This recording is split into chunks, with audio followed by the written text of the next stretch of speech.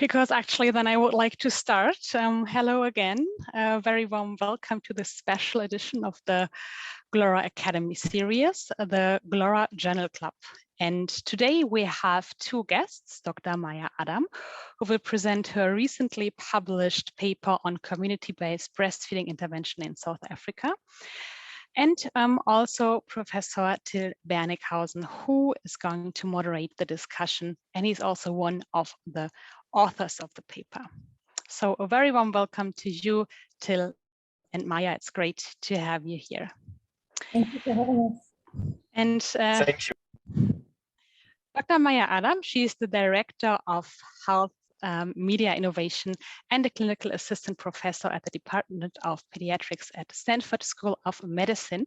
And furthermore, she is a PhD candidate in philosophy at the Heidelberg University. What is so special about her is that she creates video-based entertainment education on topics related to maternal child health and nutrition. And Professor Till Bärnighausen, he's the director of the Heidelberg Institute of Global Health and holds an Alexander von Humboldt professorship. On top of that, he is adjunct professor of global health at the Harvard Chan School of Public Health in the US, and he is the senior faculty at the Wellcome Trust Africa Health Research Institute in South Africa. And South Africa, that leads us to the paper that we want to discuss today. But before I hand over to you, Maya, let me briefly introduce you to the Global Health Academy and today's agenda. And now I actually would like to switch to the next page. Okay, perfect. So the Global Health Academy is an initiative of the German Alliance for Global Health Research, also known as GLOHRA. And the Academy has the explicit mission to support the next generation of global health researchers. My name is Esther Efang, and I am the Academy coordinator. Professor Walter Bruchhausen assigned special responsibility for the Global Health Academy, and he and myself, we are both based in Bonn at the University Hospital, and we work in joint collaboration with the GLOHRA Secretariat in Berlin. And with the GLOHRA Academy Series, we want to point special attention towards the added value of interdisciplinary and international cooperation in global health research. And here is a quick outlook on the two activities that are going to take place within the next month. So one is the GLOHRA simulation game that's going to take place on the 26th of December this year from 10 a.m. to 4 p.m.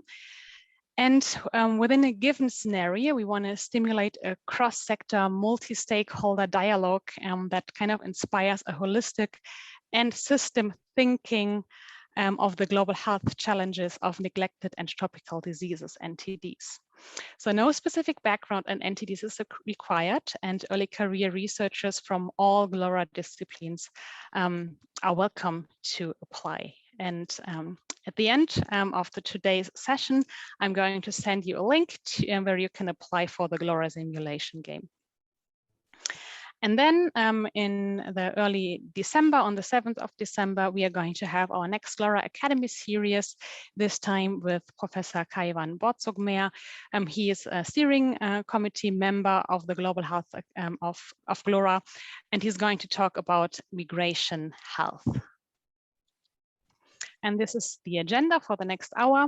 So after my introduction, Maya is going to present her paper. Afterwards, you're going to have a 5-minute networking sessions where you, dear participants, have the chance to talk to each other, to get to know each other. And afterwards, you're going to have the Q&A session that's going to moderate. It's going to be moderated by Professor Bärnighausen. And one thing I would like to raise your attention to is that you can either ask your questions during the discussion by raising your hand virtually with the Zoom function at the lower part of your screen, or you can also post your question on Mentimeter. And there are actually 3 ways on how to get to Mentimeter. So the first one is to use the QR code that you can see on the slide. The second one is the link that is going to be sent to you in the chat. Katharina, can you please send the Mentimeter chat link in the chat? I already did. So okay, perfect. Now I can see it. And the third way is to type Mentimeter into menti.com into your browser, either your phone or into your laptop, and then enter the code 16867759. And then we are all at Mentimeter.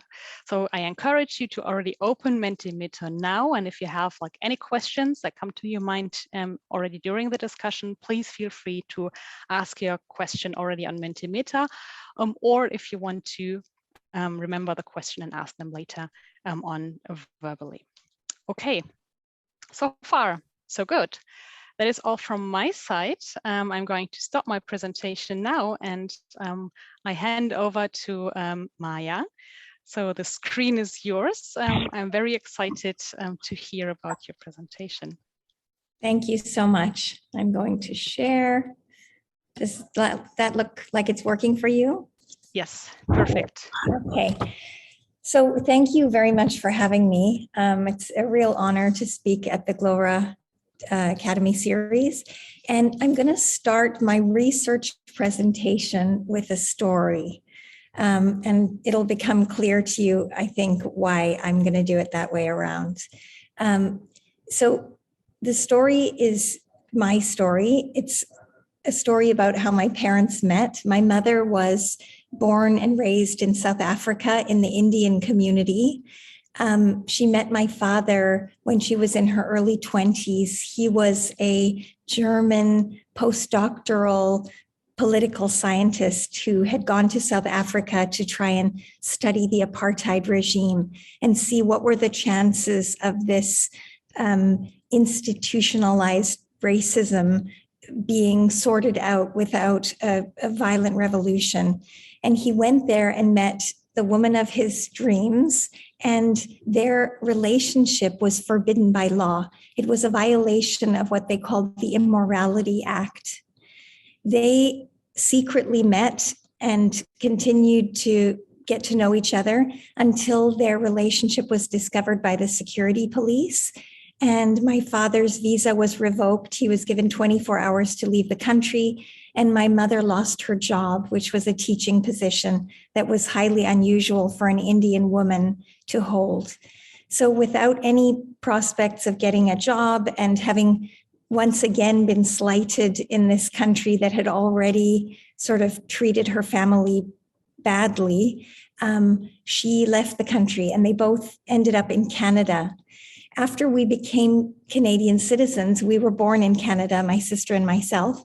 They were able to go back to South Africa, even though they were a mixed race couple, and they took us there at the age of 12. And I remember one incident at the age of 12 where I had fallen down and cut my hand, and they took me to see their only friend who was a medical doctor. Her name was Ingrid LaRue, and she had started this fantastic maternal child health clinic in the township of Khayelitsha, which was at that point one of the newer informal settlements that had developed after Crossroads was dismantled. That organization, Philani, I remember it. I remember thinking, what is this place? There were these remarkable women who were helping each other and who were looking after each other's children and who were treating people who came in with medical problems. And that was the first time in my life when I realized I wanted to do something in medicine. It was the first time I saw global health in action. And it was the first time I saw Philani, which is the setting of the trial that I'm going to be talking to you about today. Another reason that I tell you this story is because storytelling, I think, is a fundamental tool that we can use in global health communication that I think is underused. And my suspicion is that you probably next week won't remember much from this presentation other than the story that I told you. So I think we really can use human stories to our benefit when we're trying to communicate complex health recommendations. So on that note, I'm going to advance my slide, and I'm going to tell you a little bit about Khayelitsha, the setting of our study. So Khayelitsha is only about 30 minutes outside of Cape Town. Philani's headquarters are based there. It is a profoundly under-resourced region of the country. It's also a high adversity setting, very high rates of crime, lack of access to basic education and to quality healthcare facilities. More than 50% of people living in Khayelitsha are unemployed, and infant mortality is high. Rates of breastfeeding are very low, amongst the lowest in the country and the lowest in the world. And this is a problem because water supplies are often unreliable, and mothers in Khayelitsha often can't afford the basic things they need to formula feed safely, things like sanitizers and even electricity to boil water so that one can clean the bottles, and of course the money to pay for infant formula. So that leads to a lot of unnecessary illness and death in young babies. And this was one of the motivators for us to discuss how we can support the work of some remarkable women who, and they're all women, which is why I say women, they are the mentor mothers. They are the community health workers that work at the Philani Maternal Child Health and Nutrition Trust. Philani employs 100 of these women in the Western Cape and about 100 in the Eastern Cape. And they have been proven effective through other research studies. They really do a remarkable job of reducing infant mortality and morbidity, and they support families in and around Khayelitsha who have children under the age of 5. When I first met these women, I remember the director of the clinic and the director of the Mentor Mother program, Nokwanele Mbewu, telling me about how these women are selected.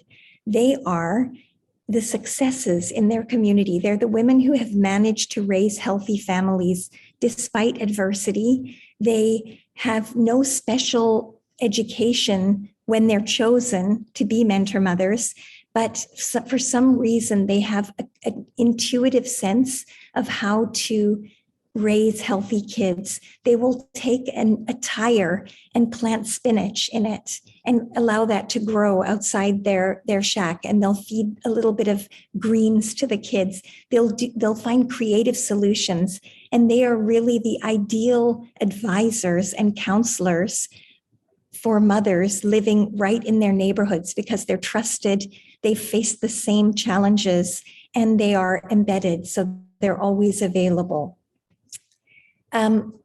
So in our study, mentor mothers were 84 mentor mothers because some of them were too new to Philani. They had only been working there less than 6 months. So 84 of these 100 mentor mothers were recruited. They were stratified by the type of neighborhood they serve and live in. And then they formed these organically defined clusters. And the clusters were then randomized 1-to-1 to either the video intervention or the control arm. The control arm was asked to deliver the successful standard of care counseling, which they have been delivering, and they still deliver today. And the intervention arm was asked to do the standard of care counseling plus the video intervention. And it was an animated entertainment education video intervention, as Esther mentioned. These were some of the topics that were covered in this intervention. And the intervention was developed together with multiple local stakeholders, both leadership at Philani, but also members of the National Department of Health, members of UNICEF South Africa, local researchers, South African mothers gave us feedback, and we developed this collection of videos that were meant to really engage mothers. So we recruited some local celebrity mothers. We recruited some local community mothers to, again, tell their stories, share their struggles, and also creatively use some of the tricks of the entertainment industry to make breastfeeding seem like a real value add, which we know it is, but it's sometimes hard to communicate that to mothers who have been targeted by a lot of formula marketing. So the other, interspersed in between these animated videos with interviews with real people, which I'll show you a sample, there were also purely animated, very short vignettes that featured local voices in very simple stories. And I'll show you a sample of one of those in a minute as well. So this is one of the storytelling videos that we used to help promote kangaroo mother care. This is when babies are born small, and it's recommended for the mothers in Philani's community to keep them very close to their chest, ideally skin to skin, and to breastfeed them frequently. But when we asked community mothers why this wasn't happening, they said, often mothers here feel that if they have small babies, they've already failed as mothers. And they've seen a lot of Hollywood movies where they see the hospital machines, the incubators, and they feel like, why am I again the second-class citizen that has to do this with my body when other people have access to the fancy machinery that must be better?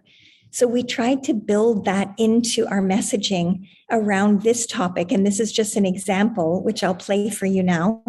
Please let me know if you have any trouble hearing it. Dear Mama, today is your birthday, and now that I'm big, I'm writing this letter all by myself. I wasn't there for all your birthdays, but you have been there for every one of mine, even the first one. You said I was born in the night, and that grandma took you to the clinic, where a health worker helped me to come out of your tummy. She said I was a small baby who would need special care. You must have been scared and a little sad that I wasn't born a big, strong baby. I'm sorry if I made you worry, Mama. When I got bigger, Grandma explained to me that many babies are born small, and it's nobody's fault. But you were the best person in the world to help me grow bigger and stronger. No hospital machine could have been as perfect as you for helping me grow. I can still remember the feeling of being grabbed close to you all day long.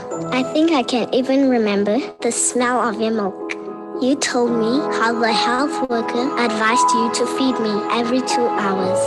The more you fed me, the more milk your body could make for me. Being so close to you, feeling your skin on mine, and hearing your heart beating.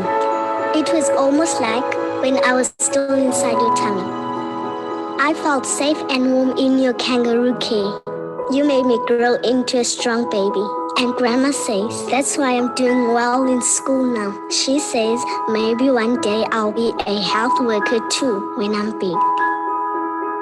Mama, even though I'm too big now to rub up against you, I still feel just as close to you as I did when I was born. You gave me all your love. Thank you, Mama. So that's just an example of one of the animated storytelling videos that we built in to sort of keep community mothers engaged. I'm going to move forward to the next slide, which gives a simplified version of our flow diagram for the trial. So the mentor mothers in our study enrolled more than 1,500 pregnant participants. Half of them, as I mentioned, delivered the video intervention, and half of them delivered the standard of care. We then analyzed data that was collected on tablets by the mentor mothers at both 1 and 5 months. our primary outcomes were exclusive breastfeeding at 1 and 5 months, and secondary outcomes were other infant feeding practices, things like early introduction of solids, using a bottle with a nipple, and other sorts of infant feeding practices that we know are not ideal in this setting. The other secondary outcome was maternal knowledge at 1 and 5 months. And we also nested a qualitative performance evaluation in this study because we wanted to hear from the mentor mothers about their experiences of actually using this technology within their communities. Our findings, we found no significant differences in infant feeding practices between the two groups. And that's, I think that's, what every researcher fears, is that they're going to have a null finding. But firstly, I have to mention there was one, we did see a small significant difference in maternal knowledge at the 1 month mark. You can see this bar is shifted slightly over to the right, but that difference disappeared at the 5 month mark. So essentially we had a null finding of the study. But an interesting thing happened, because in the nested performance evaluation, we saw something very interesting had happened. Instead of using the intervention as a supplement to their regular face-to-face counseling, the intervention mentor mothers, this group, had spent the same total amount of time for each visit with their mothers that they counsel, but they had replaced almost 40% of the time that they spent counseling orally, and they had replaced this red block here, with use of the video intervention. And we heard from them that had freed up their time to do other health-related activities, to fill out charts. And another thing that emerged from the nested qualitative performance evaluation was that they felt that just bringing a tablet to the home and knowing how to use it increased their perceived credibility within the community.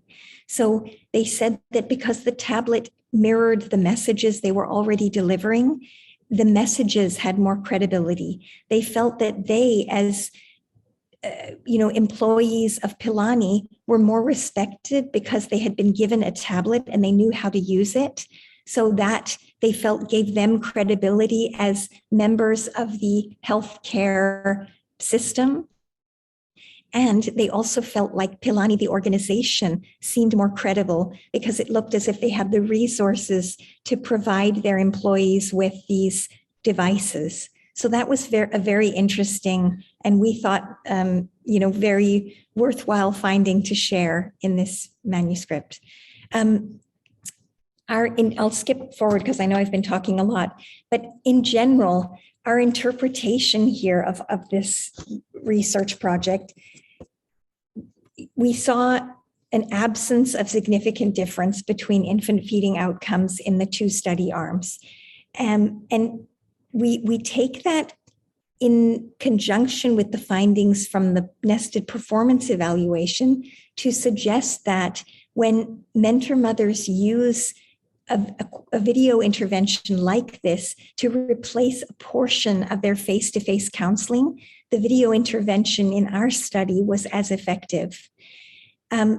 Used in addition to face-to-face engagement, video interventions could potentially boost the health promotion efforts of community health workers. They could potentially free up time for other health-related tasks like we saw in our study. And in parts of the world where community health workers aren't available or where they're scarce, mobile video health interventions like this could become an increasingly feasible and practical solution for the delivery and scaling of community health promotion services. We hope that some of you might conduct future research studies that explore alternative delivery platforms and also measure on those different platforms the potential for these kinds of interventions to increase access to health promotion, especially in under-resourced communities, to support the existing community health programs like Philani, and to improve ultimately health behaviors and outcomes. So I'm very grateful to you all for listening to my presentation, and I'd like to finish by showing you the trailer. And we use terms like trailer in this kind of work because we do want this to seem engaging and like it is something that has been informed by elements of the entertainment industry. So this was the trailer for the series that we used in our study. And I'll just play it for you and then we can chat.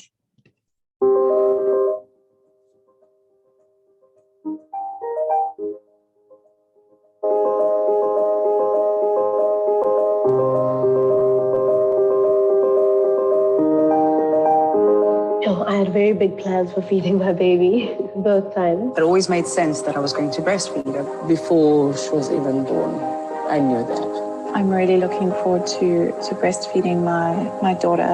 I'm expecting a girl. I believe that if I breastfeed my child won't get sick. Lucky that my mother knew these things. She was a domestic worker. She knew certain things not to give a child at certain age. I grew up in a township. When I had a baby, I suddenly remembered actually how many women gave their children formula instead of breastfeeding. Fathers are especially important in the supporting role in the household.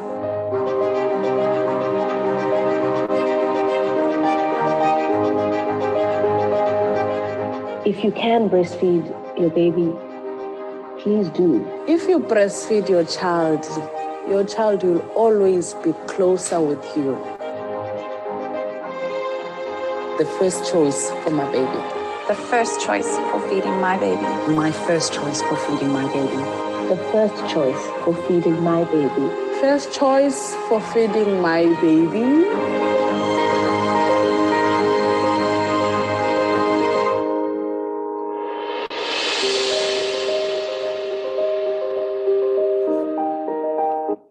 I'm just going to stop it there because I also wanted to show you these were the different organizations that took part in the creation of this series.